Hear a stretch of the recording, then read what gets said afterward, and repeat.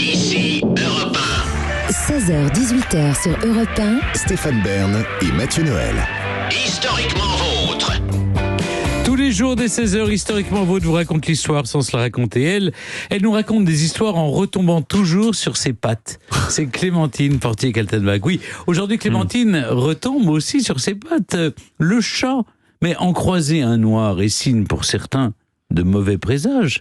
Vous nous racontez d'où vient cette superstition autour des chats noirs, Clémentine. Quel est le peuple au monde qui a une véritable vénération pour les chats? Les Égyptiens. Ah, voilà. Ah, c'est là que c'est la connaissance de l'Égypte ancienne. Oui. Voilà, Oui. on en la trouve là.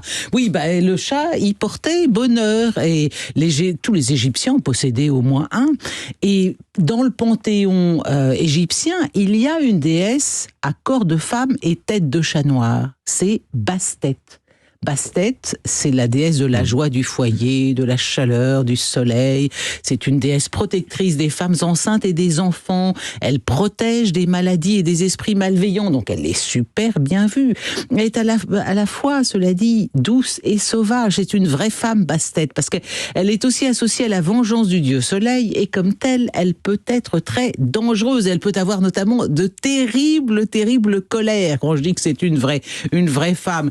Et quand elle est en colère, Bastet s'identifie plutôt à une autre déesse qui est la déesse de la guerre et qu'on appelle Sekhmet. Alors, elle a un autre pouvoir très intéressant. Cette Bastet, la déesse à tête de chat, c'est qu'elle détient le pouvoir magique de stimuler l'amour. Elle stimule l'énergie charnelle. Et donc, ça lui vaut bien sûr une dévotion toute particulière de la part des Égyptiens.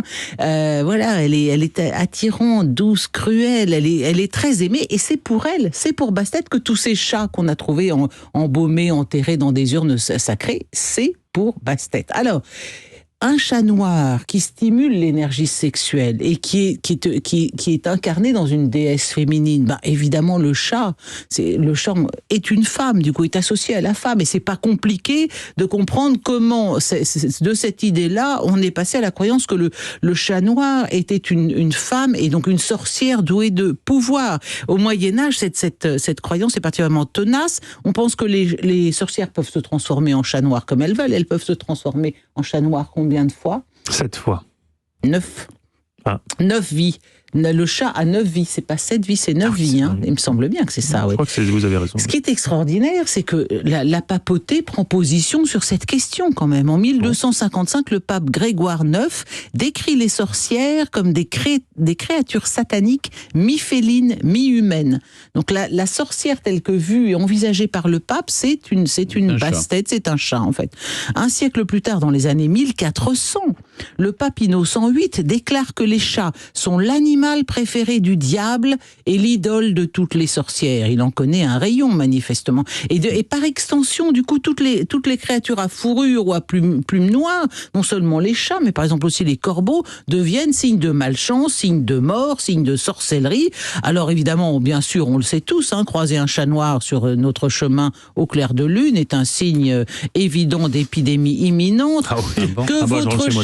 Que votre chat noir s'allonge sur votre lit et là aussi mort imminente. Bon, alors les historiens pensent que l'éradication des chats noirs, moi ça me paraît quand même un peu tiré par les cheveux, mais elle n'aurait pas été, aurait joué un rôle dans la propagation de la peste bubonique au début du XIVe siècle, parce que si vous zigouillez tous les chats, en particulier les chats noirs qui éradiquent les rongeurs, évidemment les puces et les rongeurs prolifèrent et la peste avec. Bon, alors ce qui est étonnant, c'est qu'il y a quand même un certain nombre de professions et de pays du monde dans lesquels, tout au contraire, le chat noir porte bonheur. Par exemple, chez les marins, on pensait qu'avoir un chat noir, d'abord que le chat noir était annonçait par son malaise les variations de la météo, qu'un chat noir pouvait annoncer une tempête. Et surtout, il permettait de tuer les rongeurs qui, eux, s'attaquaient au bout et aux cordes. On n'a pas le droit de dire corde sur un bateau. Un boot. Un boot. Et donc, ça permettait de protéger justement les boots. Ah, en effet, mais alors, est-ce que c'était spécifiquement un chat noir pour les marins? Apparemment, si qu'une femme de marin conserve un chat noir chez elle, et c'était la garantie qu'elle se montrerait fidèle pendant que son mari était au loin.